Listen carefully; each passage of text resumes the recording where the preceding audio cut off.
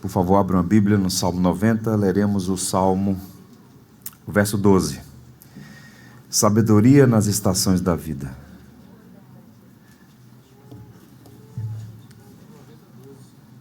É o tema da reflexão à luz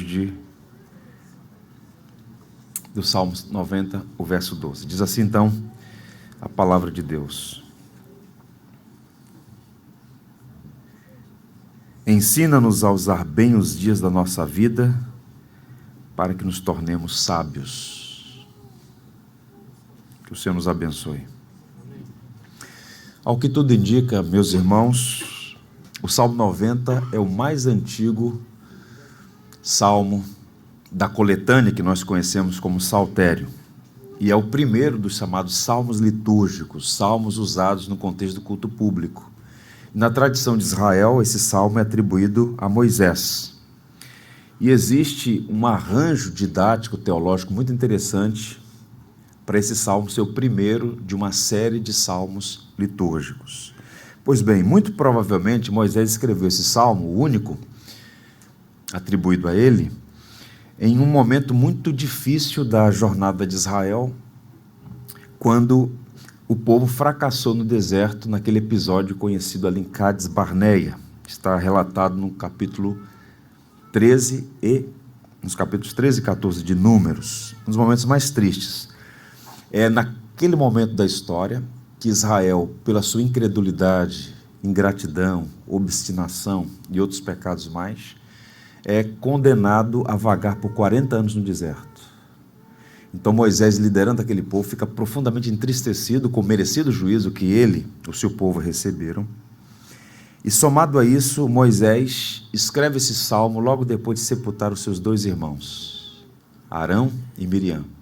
Então, o Salmo 90, eu diria, é uma espécie de diário de bordo de um homem em peregrinação. E esse salmo, especialmente, ele abre uma janela para o coração de Moisés, que era um ser humano, com muitas potencialidades, com muitas habilidades, virtudes, mas tinha também fraquezas. E Moisés abre o seu coração nesse salmo, ele fala coisas preciosíssimas. Eu já fiz aqui 2 ou 3 exposições no Salmo 90, estão no nosso canal, mas eu queria destacar esse verso 12, porque do salmo inteiro, esse verso, ele funciona para nós como uma baliza para nos orientar na nossa jornada também. Esse salmo apresenta uma sabedoria para as estações da vida que nós todos devemos e em algum momento vamos passar. Bem, eu diria que viver com sabedoria é realmente um dos grandes desafios da nossa vida, e ao meditar na grandeza de Deus, Moisés começa com Deus. Eu recordo das manhãs de domingo em que eu acordava ouvindo minha mãe cantar o Salmo 90. Senhor, Tu tens sido o nosso refúgio de geração em geração. Antes que os montes nascessem, se formassem a terra e o mundo, de eternidade, eternidade, Tu és Deus. Moisés começa com Deus, o Deus que é eterno, que é soberano, que é todo-poderoso, que é Senhor da história. Em algum momento do Salmo, ele muda a chave, ele contrasta, olhando para quem Deus é e olhando para si, para o seu povo. E Moisés, já nessa altura, um homem amadurecido, ele conclui que há um contraste absoluto entre quem Deus é e quem nós somos. Deus é aquele que é desde sempre, antes que os montes nascessem, mas nós somos uma neblina, somos como um palmo, passamos rapidamente. Moisés começa a considerar a fragilidade, o caráter transitório da vida. Ele chega a dizer, olha, o máximo que se chega é 70, e se chegar a 80 já chega com muita dificuldade. Então ele começa a ter uma leitura da realidade, da fragilidade do ser humano. Veja que no verso 9 ele diz, acabam-se os anos e os nossos dias como um breve pensamento, porque tudo passa rapidamente e nós voamos. Então ele está numa fase da vida em que ele está reconhecendo que o homem não é nada. E então ele faz uma das orações mais sensatas, mais necessárias e ao mesmo tempo mais comoventes que a gente tem na Bíblia. Uma oração curta, pontual. Ele diz assim, ensina-nos a contar os nossos dias para que alcancemos coração sábio. Essa é a linguagem mais adequada do que ele quer comunicar nessa oração. Bem, os homens aprenderam a fazer contas, né? Hoje na internet o que mais tem é gente querendo ensinar você aí do 1000 a 1 milhão. Como ficar rico em 3 meses. E os homens têm habilidades para fazer contas, e alguns são bem engenhosos nisso. Vejam, num recorte, numa linha do tempo. O homem fez contas e descobriu que, embora a distância entre o Sol e a Terra seja de 149 milhões de quilômetros, a luz gasta apenas 8 minutos e 17 segundos para fazer esse percurso. De avião comercial a 800 km por hora, isso daria 150 anos para ir da Terra ao Sol. Conta que o homem fez e chegou à conclusão. O homem fez contas e descobriu que há 60 trilhões de células vivas no corpo humano. Cada célula tem uns 1,70 m de fita de DNA. A fita de DNA de todas as células do nosso corpo, esticadas em linha reta, dá 102 bilhões de quilômetros. Então, a sua ficha é corrida. As informações sobre você, 102 bilhões de quilômetros. O homem fez contas e descobriu que o coração bombeia mais de 5 litros de sangue no corpo e faz 70 batidas por minuto. Em um dia, o nosso coração bate 100 mil vezes. Por ano, 37 milhões de vezes. Se estiver apaixonado, pode dobrar o número. Dia 12 de junho está chegando, né? Vai bater mais forte. É muito curioso, portanto, que o homem que tem inteligência para fazer cálculos impressionantes, equações notáveis, altamente complexas, não seja capaz de contar os próprios dias. Moisés não era um homem primitivo, como alguns iluministas falaciosos sugerem. Moisés era um homem notável, experimentado nas ciências dos egípcios, um homem com uma formação extraordinária. Pesquisadores apontam que ele foi estadista, jurista, sanitarista, legislador, um homem com muitas qualificações. Mas quando ele chega diante de Deus, ele pede algo que parece muito simples. Senhor, me ensine a contar os meus dias. Me ensine a alcançar um coração sábio. E a pergunta que nós devemos fazer a essa altura é a seguinte: o que significa contar os dias? Será que é uma questão aritmética? 1, 2, 3, 10, 30, 20? Não. Contar os dias é uma expressão simbólica. Se pudéssemos parafrasear a oração de Moisés, é como se ele estivesse a dizer: Senhor, a vida é tão curta, tão frágil, ensina-me a viver de acordo com os teus propósitos, para que eu seja sábio. Portanto, é uma oração necessária, oportuna, sensata, que todos nós devemos fazer. E saber viver é uma arte, um dos grandes desafios. Saber viver tem relação direta com o modo como nós usamos o nosso tempo, que é um produto preciosíssimo e não renovável. Nunca mais haverá 4 de junho de 2023. Portanto, é necessário ter sabedoria, e essa sabedoria tem relação com o uso do tempo. Se alguém perguntar o que é o tempo, dar uma resposta a essa pergunta envolve um grau de complexidade. Muitas pessoas têm refletido sobre isso no decurso da história, na história do pensamento. Mentes prodigiosas pararam para refletir sobre isso. A resposta de Platão é interessante. O tempo é a imagem móvel da eternidade imóvel. Não ajuda muito. Coisa de filósofo. O tempo é a imagem móvel da eternidade imóvel. Se você parar para responder a pergunta o que é tempo, você vai gastar muito tempo e não vai chegar a conclusão alguma. O que nos interessa de forma prática é compreender o que a Bíblia fala sobre o Deus eterno que criou o tempo e que nos remeterá à eternidade novamente. Moisés está pensando nisso, eternidade, as limitações do tempo. Eu queria fazer 2 considerações preliminares antes de nós fazermos algumas aplicações bem práticas e necessárias para os nossos dias. A primeira delas, à luz das Escrituras, é a seguinte: o Deus eterno é o Criador do tempo. Para pensar comigo. houve um tempo em que o tempo não existia. A nossa mente é limitada para entender isso. Mas veja, vamos partir da pessoa de Deus. Qual é a descrição que a Bíblia faz de Deus? Uma descrição bíblica e ancorada na tradição da igreja. Deus é o autoexistente, o eterno, que não tem início nem fim. Tudo que existe foi criado por Ele e através dele. Se Deus é o único ser que é autoexistente, o eterno que vive na eternidade, o tempo é uma criação de Deus, Ele é Senhor do tempo.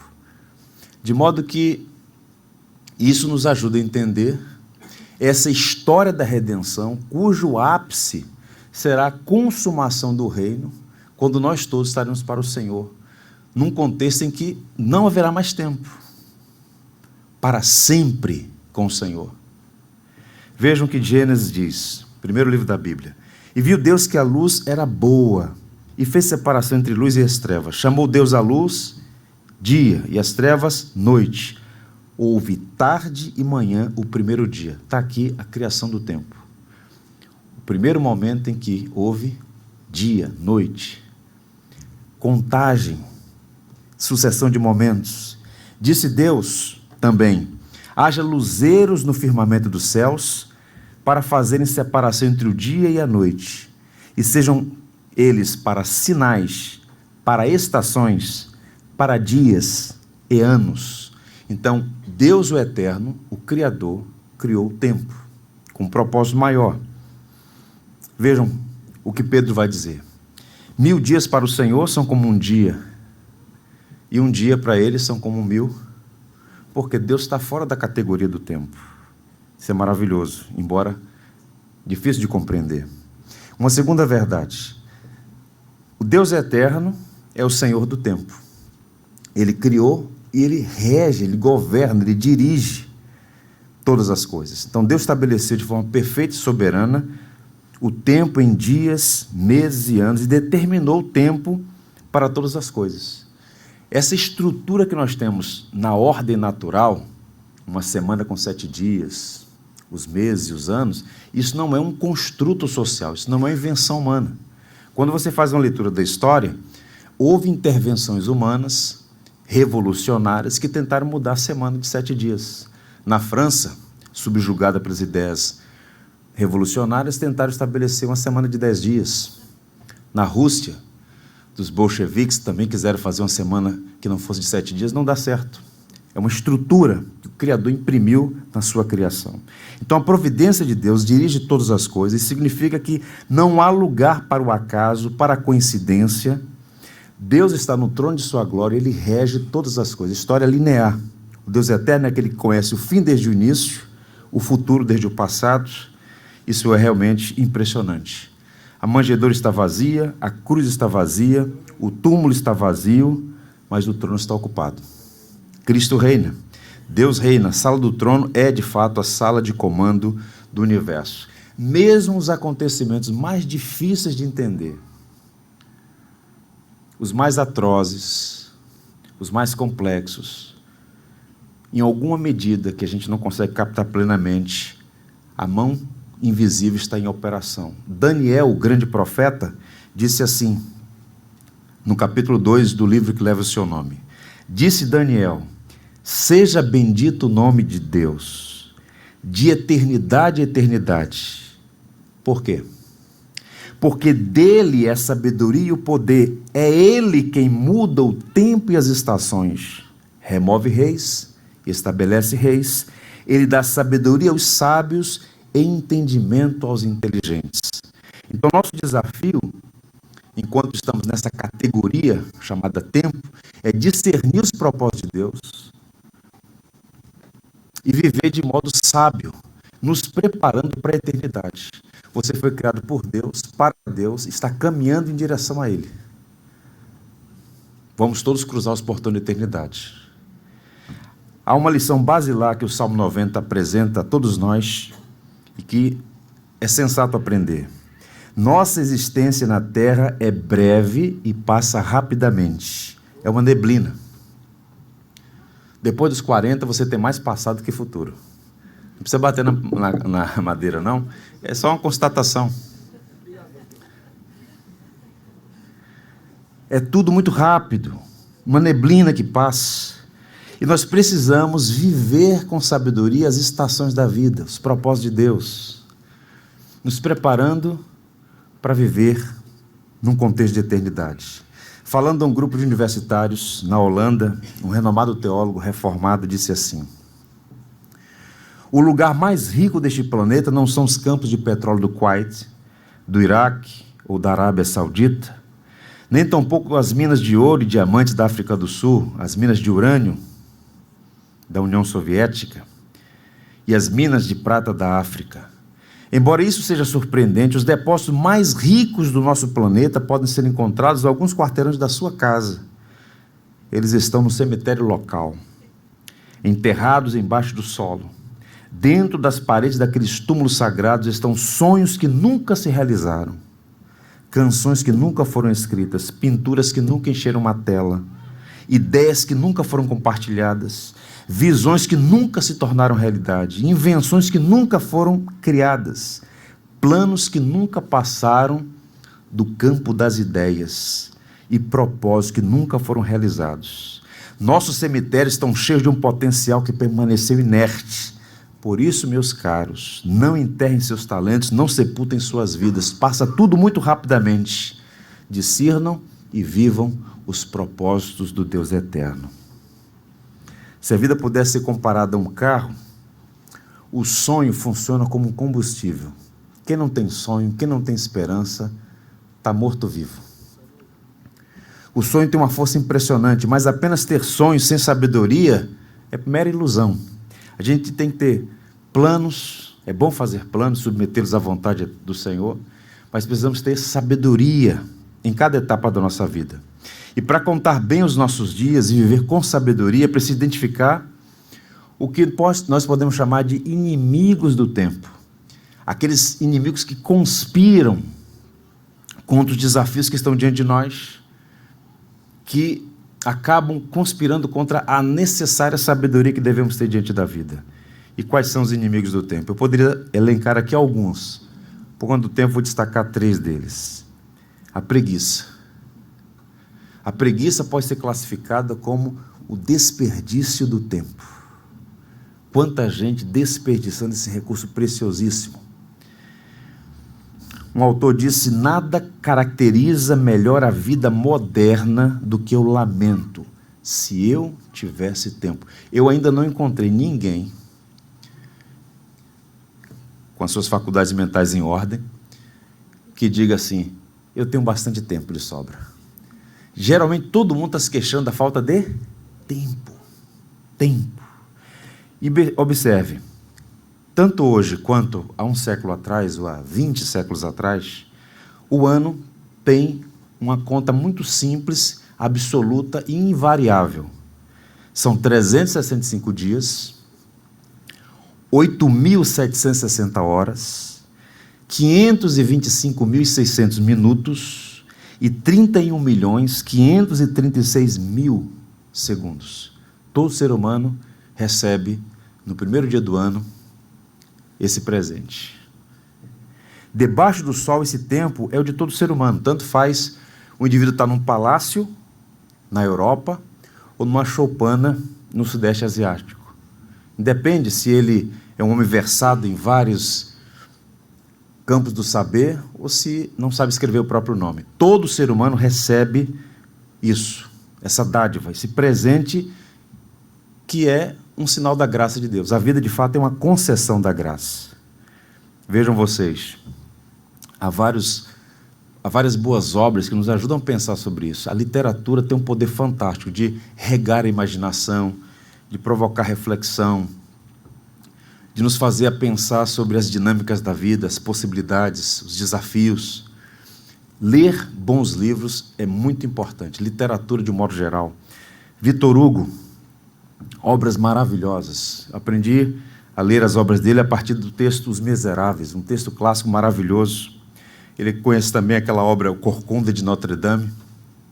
E o Victor Hugo, ele diz em um de seus livros uma frase que captura bem o que é esse desperdício do tempo. Ele diz, olha, a vida já é curta. Isso aqui é a fala de um homem maduro. A vida é curta. E nós a encurtamos ainda mais, desperdiçando o tempo. É muito desperdício do tempo.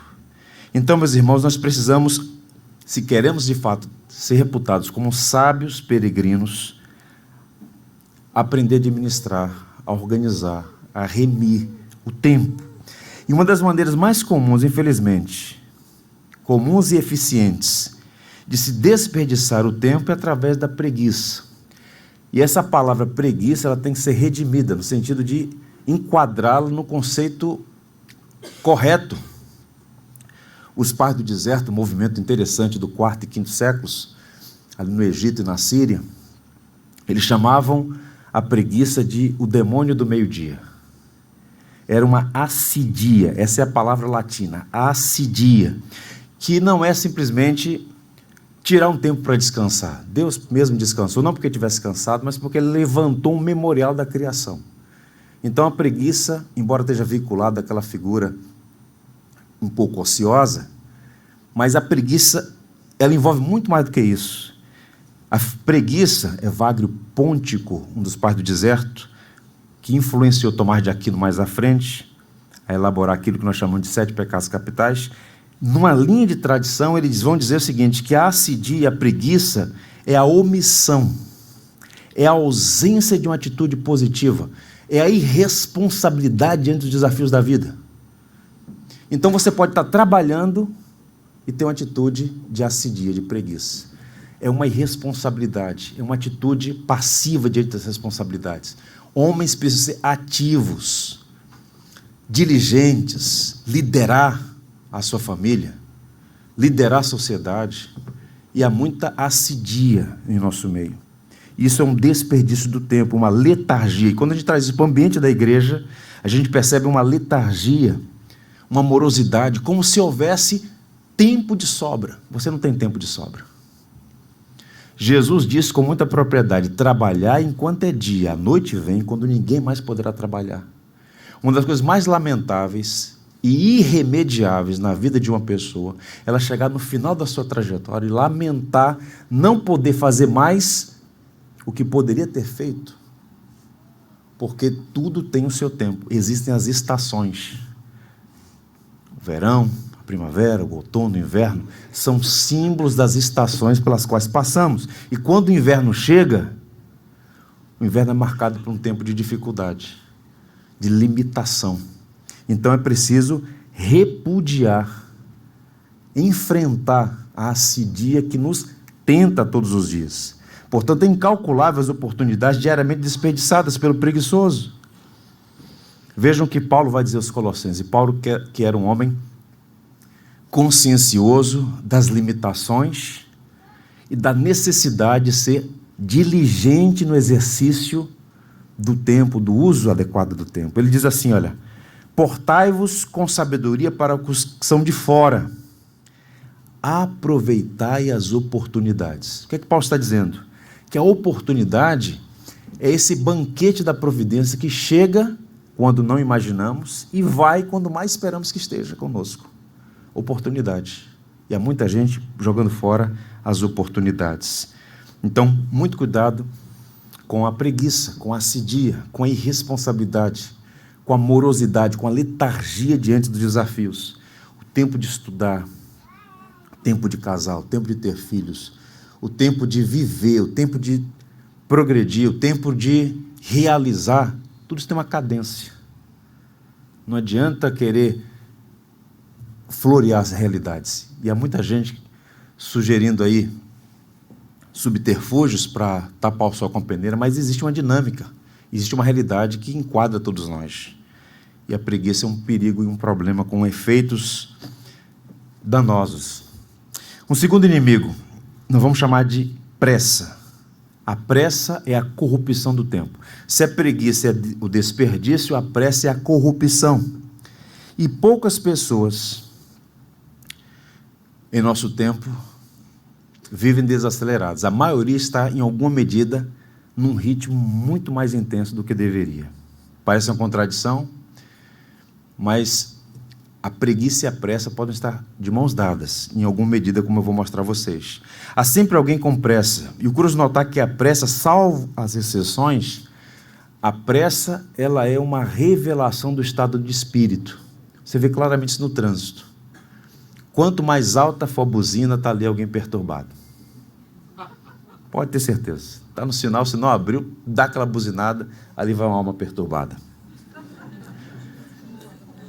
É um estado de espírito, está engarrafado, tem 3 metros para frente, o cara está te buzinando, mas quer que eu saia voando? Tem uma hélice aqui nesse carro, passa por cima dos outros? Não entendo. E por vezes nós mesmos incorremos nisso, porque só Deus é coerente, todos os filhos de Adão têm algum grau de incoerência.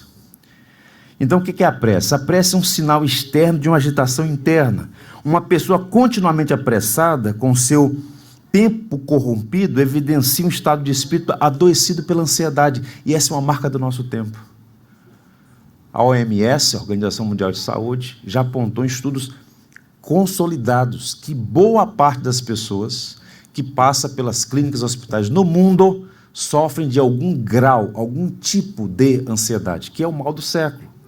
Isso tem a ver com esse estado de espírito, com essa taxocracia. Táxi é uma palavra grega, significa rápido. A taxocracia é a ditadura da pressa, da agonia. Tem alguns autores que são brilhantes pela capacidade de sintetizar numa frase um conceito inteiro. E um deles é um inglês chamado Chesterton. Ele diz assim: uma das grandes desvantagens de termos pressa é o tempo que nos faz perder. Não é ironia? O apressado perde tempo. Vejam, por exemplo, uma história no livro de 1 Samuel, que é um exemplo icônico do perigo da pressa, do rompimento com os padrões, da queima de etapas e processos. Um desses homens do Antigo Testamento, que incorreu nesse erro, é chamado de Saul, o rei Saul. Ele foi eleito pelo povo rei de Israel, e ele está lá exercendo a sua função de rei. Ele vai para uma batalha contra os filisteus. Samuel se ausenta e dá a Saul uma ordem. Ele deveria esperá-lo 7 dias até que Samuel, voltasse ao acampamento, fizesse um sacrifício e autorizasse o exército a marchar contra as forças dos filisteus. Essa orientação estava muito clara. Passaram-se os dias, 1º, 2º, 3º. No 5º dia, o exército estava agoniado. Os oficiais procuram Saul e dizem: olha, não podemos mais esperar.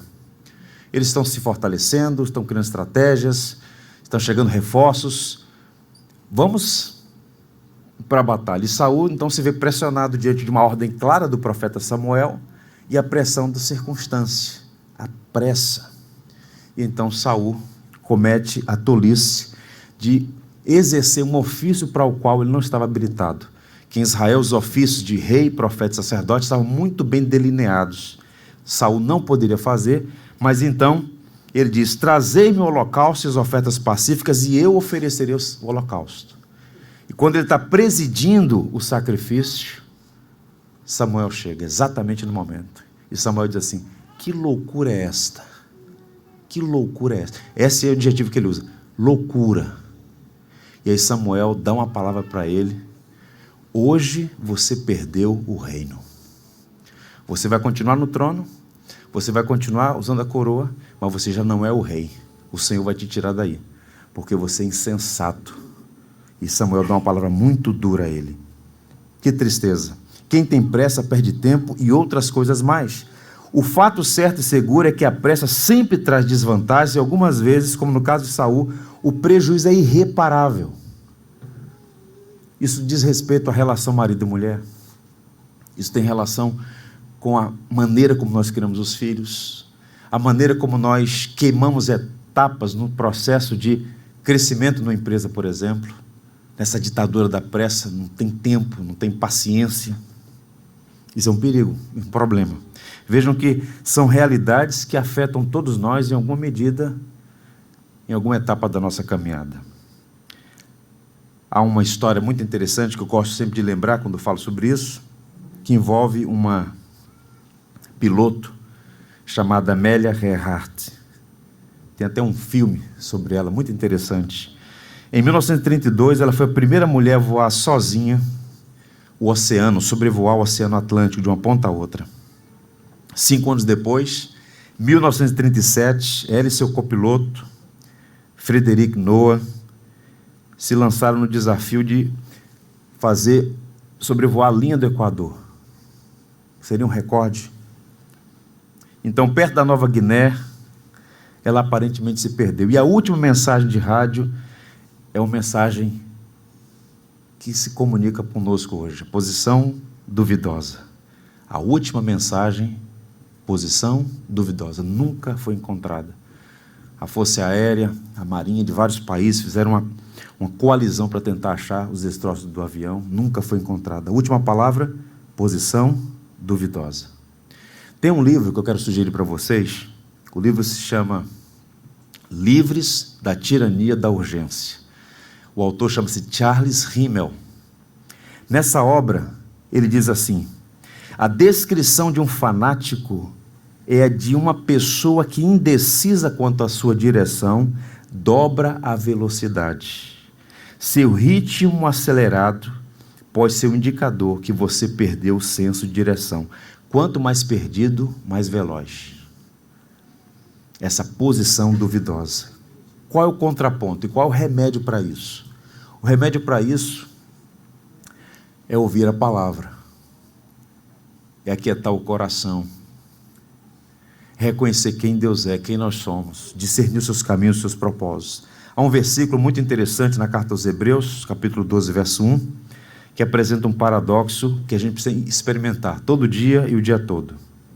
Corramos com perseverança a carreira que nos está proposta.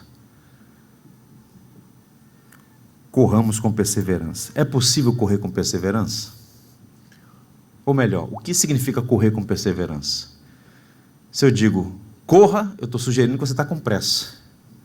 Se eu diga, com perseverança, estou sugerindo que você vá devagar. Mas ele está falando para correr com perseverança.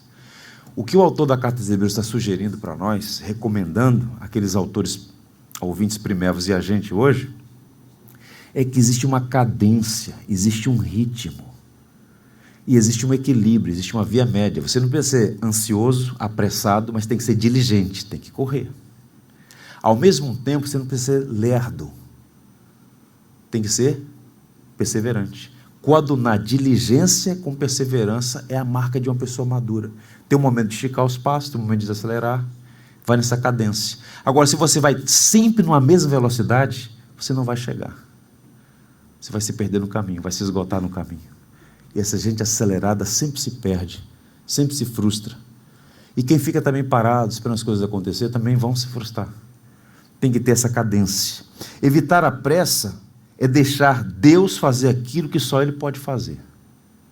E evitar a preguiça é fazer aquilo que somente nós podemos fazer. Sabedoria, isso é a via média.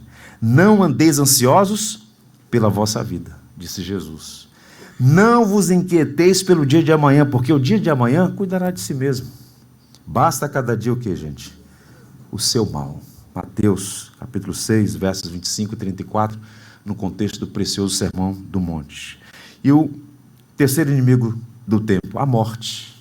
A morte é o fim do tempo.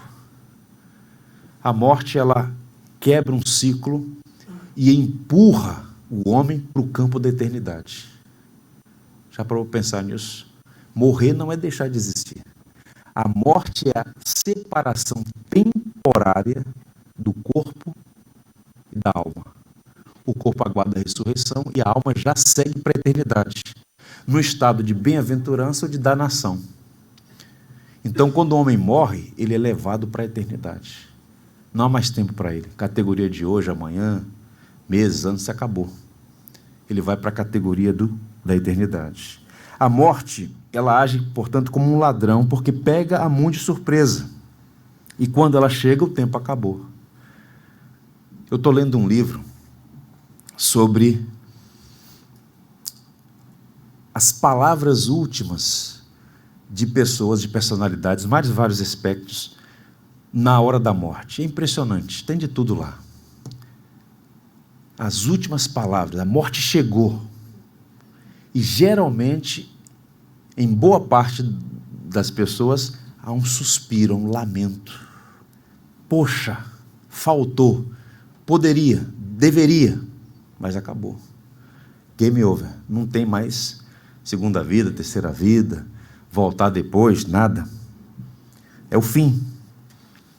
Não é o fim da existência, mas é o fim do tempo. Jesus Cristo tem em suas mãos as chaves da morte e do inferno. Para o cristão, morrer é partir, estar com Cristo na eternidade. Por isso, quando está no Evangelho, esse consolo nós temos. A morte, o máximo que ela pode fazer é pegar o cristão e colocar nas mãos do nosso Senhor. É o rio que nós temos que atravessar, como disse John Bunyan, no famoso O Peregrino. Mas para muita gente, a morte acaba sendo um dissabor, porque tem aquele lamento de ter perdido as oportunidades e agora cessou. É o fim. Há uma poesia de Laurindo Rabelo, um poeta carioca que veio aqui no século XIX, médico, escritor, professor. É um soneto. Eu aprendi esse material, aprendi essa poesia com uma irmã muito capaz, uma musicista, Maria da Paz.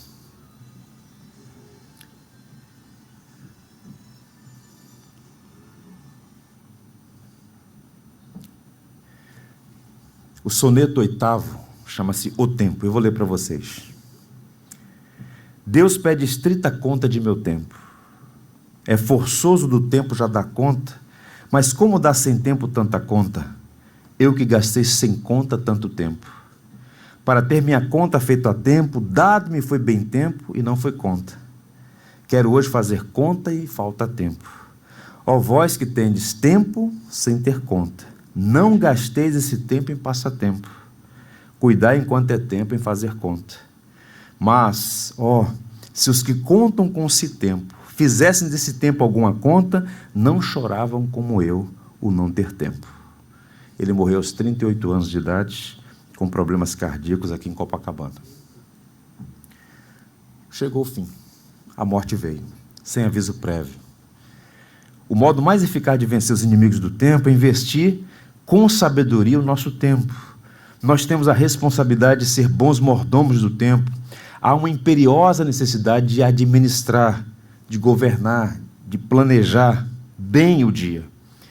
E nós precisamos pedir a Deus sabedoria, graça do alto dos céus. E com o advento, vejam vocês, um fenômeno recente, que tem sido objeto de estudos no mundo inteiro, com o advento da internet, das redes sociais, esse desperdício do tempo, a frivolidade, a irresponsabilidade, ganhou proporções sem precedentes. É impressionante. Isso começou lá atrás com a televisão.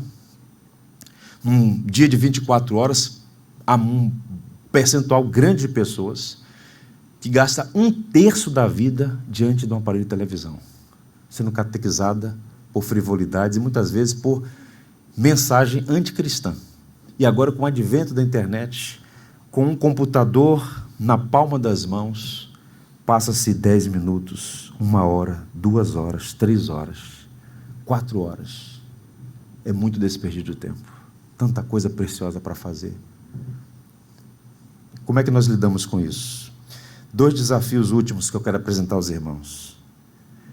Primeiro, guarde isso no seu coração, como palavra de Deus para você. Liberte o seu tempo de coisas inúteis. Liberte. E essa é a palavra mais adequada, libertar. Não deixe o seu tempo escravizado por coisas inúteis. Paulo, lá atrás, ele disse assim, lá na carta aos Efésios, capítulo 5, versos 15 e 16, vede prudentemente como andai.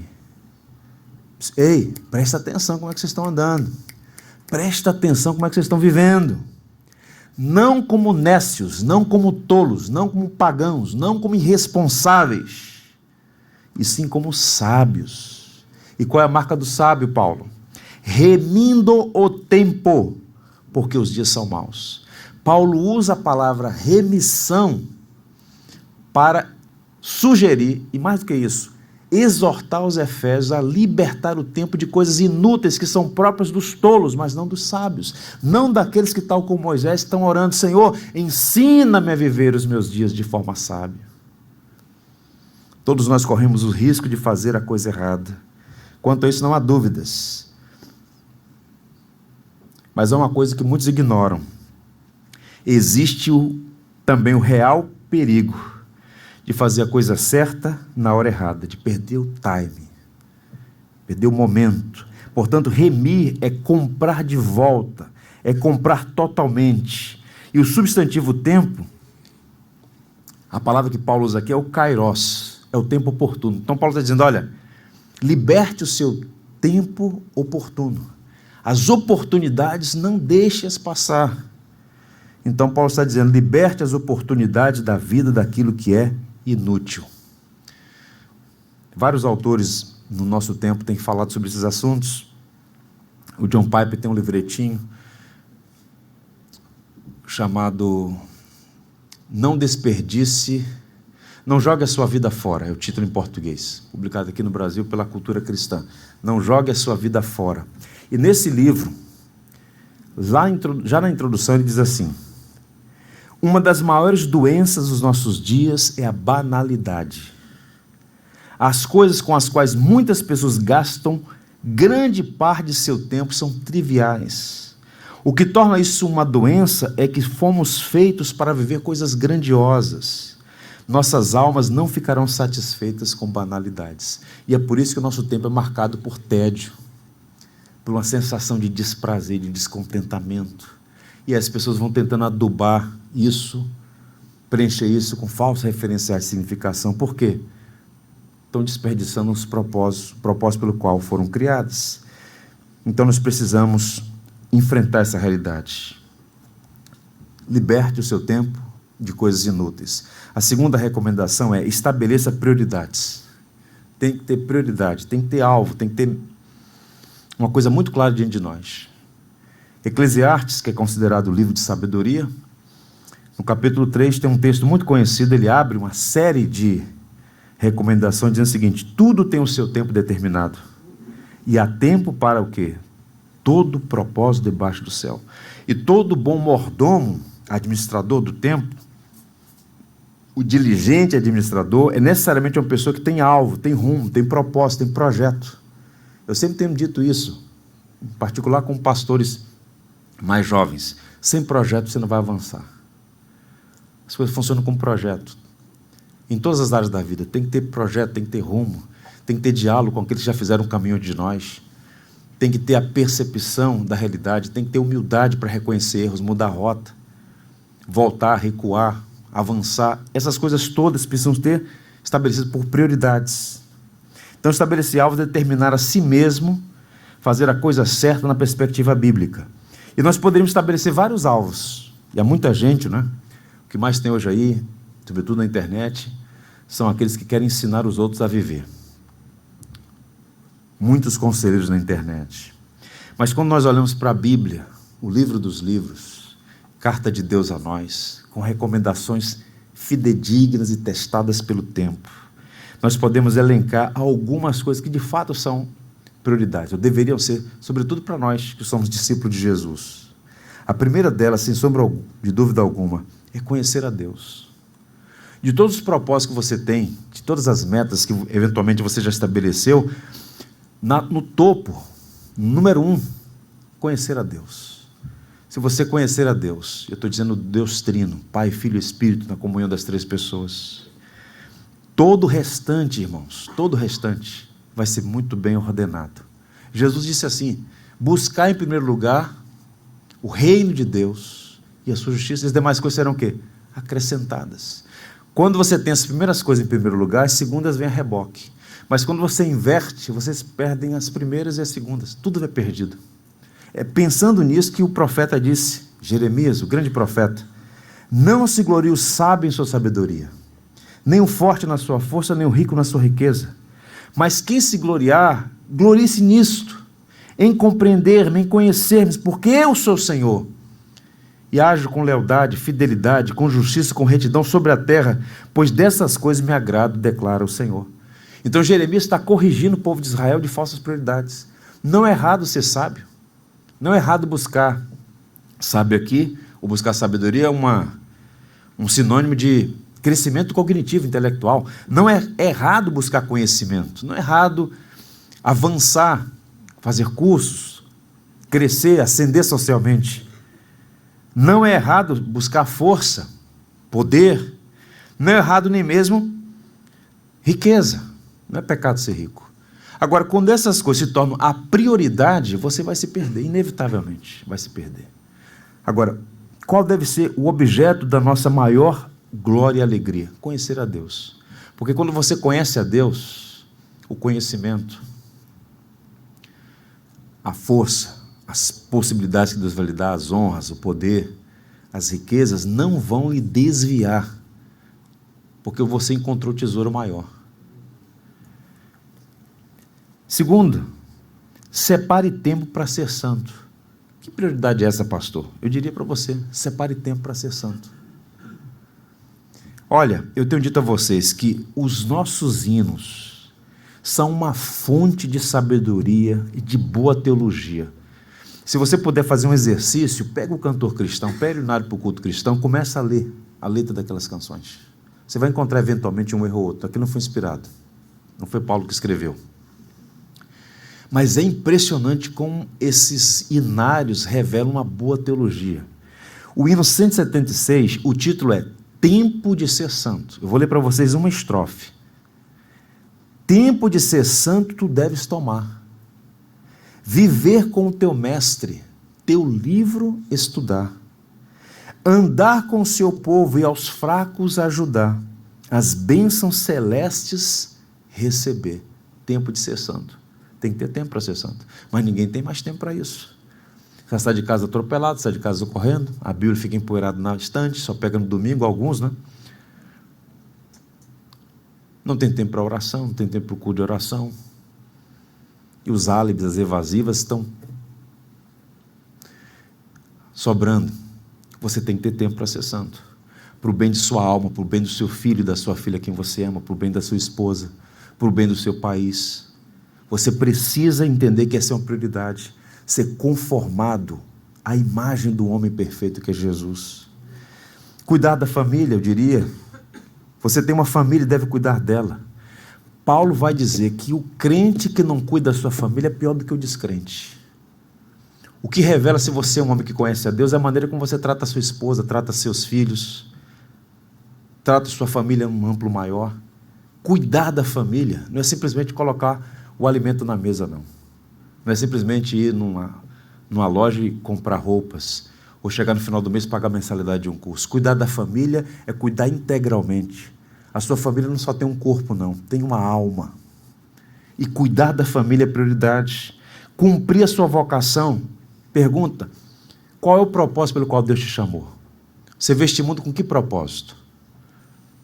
Trabalhar nessa empresa? Constituir uma família? Qual é o propósito de Deus para a sua vida? Você tem que discernir e seguir nessa direção, para no final da jornada, lembrar de Eclesiastes, aquela exortação. Eu tenho uma foto lá em casa, quando eu tinha 1 mês. Naquela época eu não tinha cabelo. E no verso da foto, meu pai escreveu Eclesiastes 12:1. Lembra-te do teu Criador nos dias da tua mocidade, para quando vier os dias, maus dias, não venha dizer, não tenho neles contentamento. Lembrar-se do Criador, desde a mais tenra infância, isso é importante, é fundamental, para cumprir a nossa vocação. Eu encerro fazendo 2 coisas, lendo uma exortação de Paulo aos Coríntios, e mais uma vez o Salmo 90, verso 12. O que Paulo diz aos Coríntios no capítulo 10, verso 31? Quer comais, quer bebais, ou façais qualquer outra coisa, fazer isso para a glória de Deus. Então tudo na nossa vida deve ser feita para a glória de Deus. E o Salmo 90 ensina-nos a usar bem os nossos dias, para que nos tornemos sábios, e que assim seja, para a glória de Deus. Quantos concordam, digam: Deus seja louvado. Tudo que tens feito, por tudo que vais fazer, por tuas promessas e tudo que és, eu quero te agradecer com todo o meu ser. Te agradeço, meu Senhor. Te agradeço, meu Senhor. Te agradeço por me libertar e salvar, por ter morrido em meu lugar. Te agradeço, Jesus, te agradeço. Eu te agradeço, te agradeço por tudo que tens feito, por tudo que vais fazer, por tuas promessas e tudo que és. Eu quero te agradecer com todo o meu ser. E aí? Te agradeço, meu Senhor.